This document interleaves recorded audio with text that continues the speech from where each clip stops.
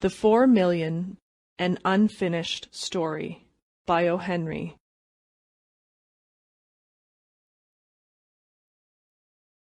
We no longer groan and heap ashes upon our heads when the flames of Tophet are mentioned, for even the preachers have begun to tell us that God is radium, or ether, or some scientific compound, and that the worst we wicked ones may expect is a chemical reaction. This is a pleasing hypothesis, but there lingers yet some of the old goodly terror of orthodoxy. There are but two subjects upon which one may discourse with a free imagination, and without the possibility of being controverted. You may talk of your dreams, and you may tell what you heard a parrot say.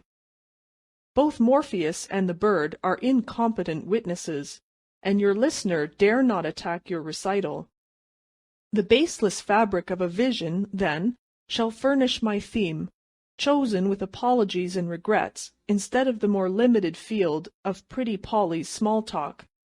I had a dream that was so far removed from the higher criticism that it had to do with the ancient, respectable, and lamented bar of judgment theory. Gabriel had played his trump, and those of us who could not follow suit were arraigned for examination. I noticed at one side a gathering of professional bondsmen, in solemn black and collars that buttoned behind, but it seemed there was some trouble about their real estate titles, and they did not appear to be getting any of us out. A fly cop, an angel policeman, flew over to me and took me by the left wing.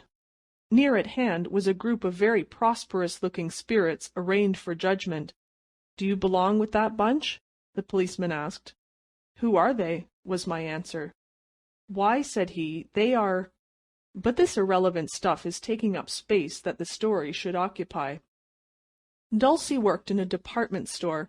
She sold Hamburg edging or stuffed peppers or automobiles, or other little trinkets such as they keep in department stores.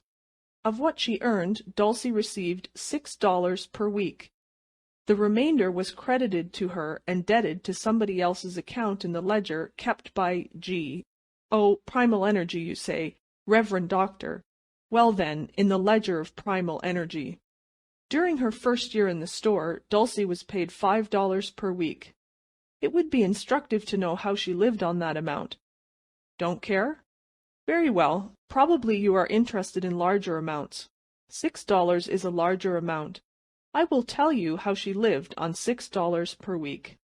One afternoon at 6, when Dulcie was sticking her hat pin within 1/8 of an inch of her medulla oblongata, she said to her chum Sadie, the girl that waits on you with her left side, "Say, Sadie, I made a date for dinner this evening with Piggy."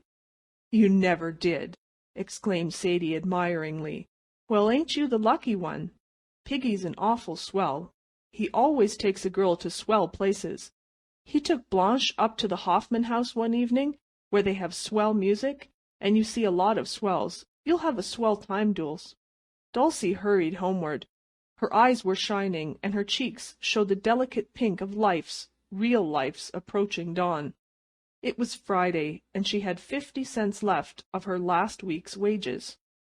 The streets were filled with the rush-hour floods of people. The electric lights of Broadway were glowing, calling moths from miles, from leagues, from hundreds of leagues out of darkness around, to come in and attend the singeing school. Men in accurate clothes, with faces like those carved on cherry stones by the old salts in sailors' homes, turned and stared at Dulcie as she sped unheeding past them. Manhattan, the night-blooming cereus, was beginning to unfold its dead-white, heavy-odored petals. Dulcie stopped in at a store where goods were cheap, and bought an imitation lace collar with her 50 cents. That money was to have been spent otherwise. 15 cents for supper, 10 cents for breakfast, 10 cents for lunch. Another dime was to be added to her small store of savings, and 5 cents was to be squandered for licorice drops, the kind that made your cheek look like the toothache and last as long. The licorice was an extravagance, almost a carouse, but what is life without pleasures? Dulcie lived in a furnished room. There is this difference between a furnished room and a boarding house. In a furnished room, other people do not know it when you go hungry. Dulcie went up to her room, the third floor back in a west side brownstone front. She lit the gas. Scientists tell us that the diamond is the hardest substance known. Their mistake. Landladies know of a compound besides which the diamond is as putty. They pack it in the tips of gas burners, and one may stand on a chair and dig at it in vain until one's fingers are pink and bruised. A hairpin will not remove it. Therefore, let us call it immovable. So Dulcie lit the gas. In its 1/4 candle power glow we will observe the room. Couch, bed, dresser, table, washstand, chair. Of this much the landlady was guilty.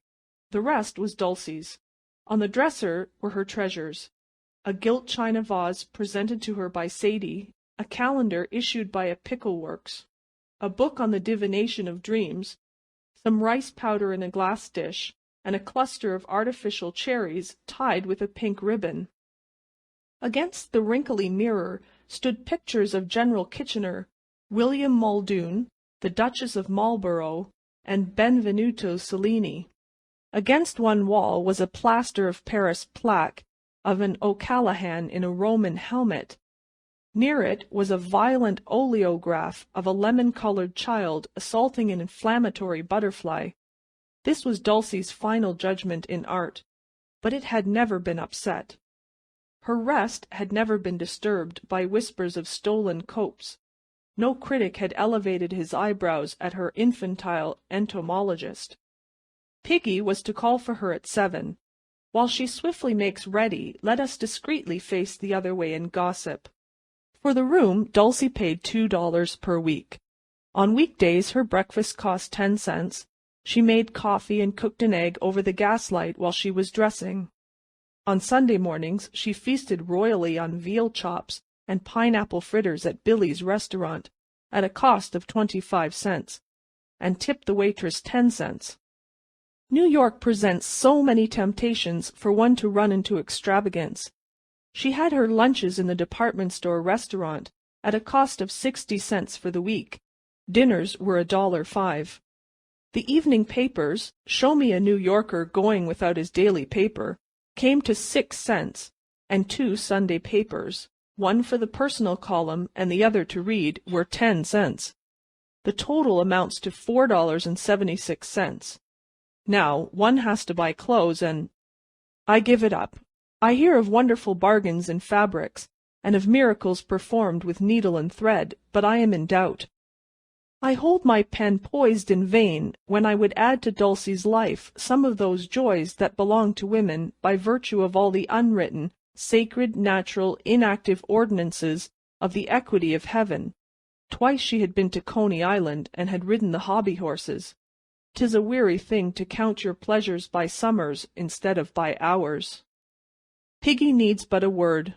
When the girls named him, an undeserving stigma was cast upon the noble family of swine.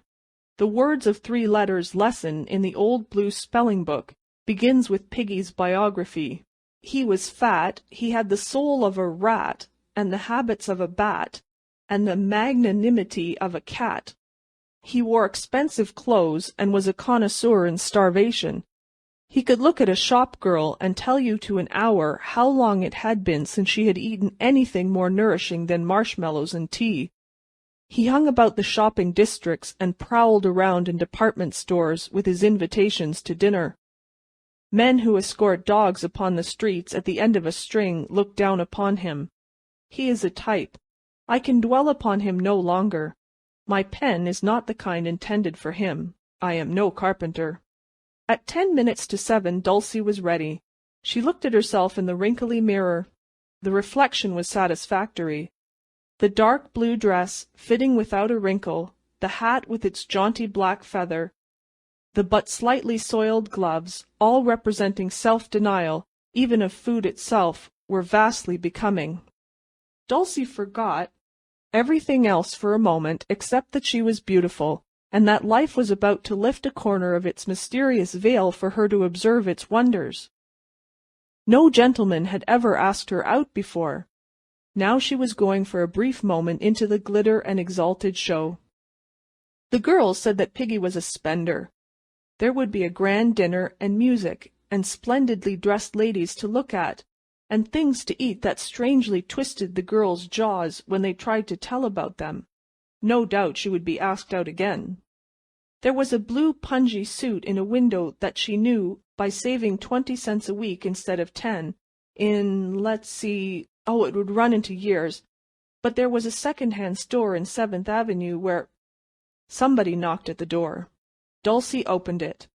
The landlady stood there with a spurious smile, sniffing for cooking by stolen gas. "A gentleman's downstairs to see you," she said. "Name is Mr. Wiggins." By such epithet was Piggy known to unfortunate ones who had to take him seriously. Dulcie turned to the dresser to get her handkerchief, and then she stopped still, and bit her underlip hard. While looking in the mirror she had seen fairyland and herself, a princess, just awakening from a long slumber.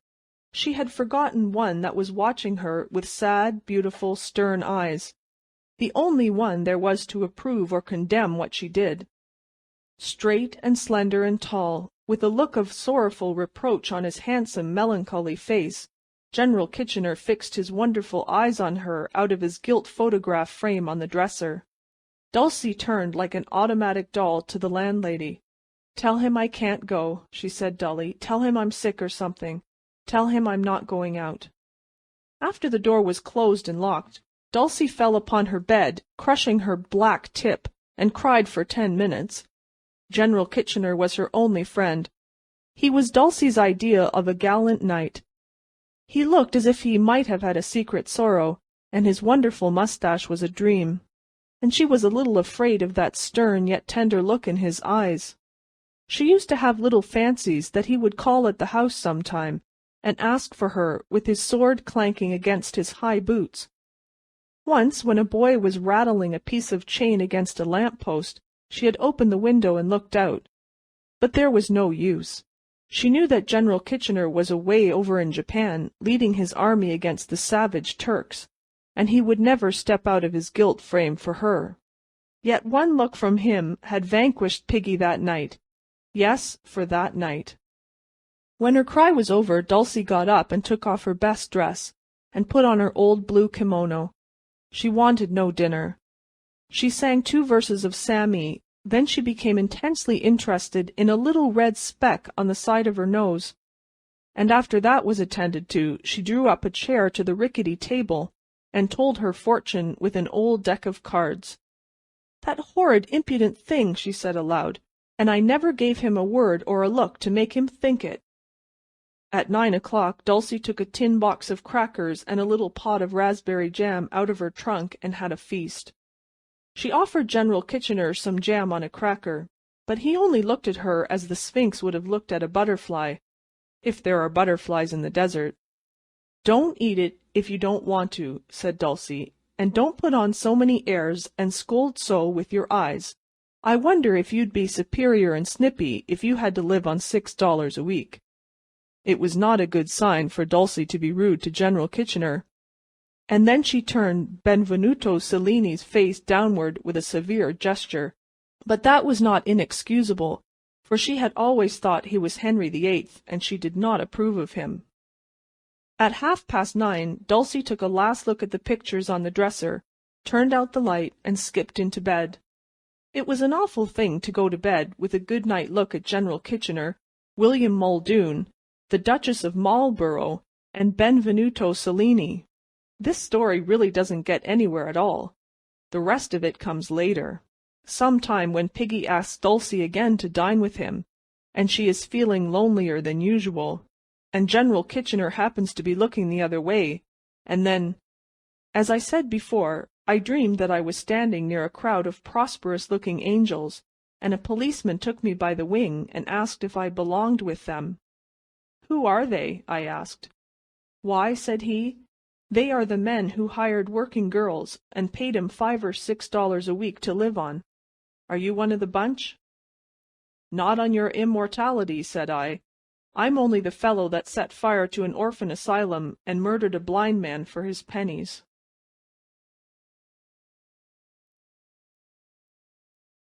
End of An Unfinished Story.